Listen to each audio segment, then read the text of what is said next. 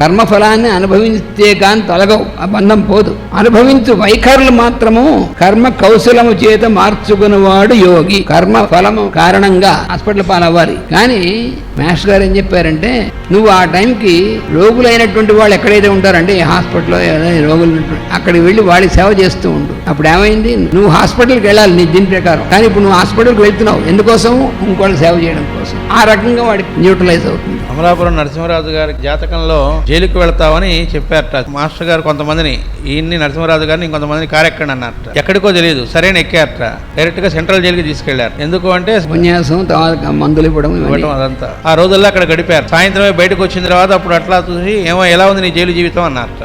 అంటే ఆ సమయంలో జైల్లోకి వెళ్ళాలని ఉంది జాతకం ప్రకారం, వెళ్ళింది ఇప్పుడు సద్వినియోగం చేసుకోవడం, కర్మఫలం తీరిపోయింది.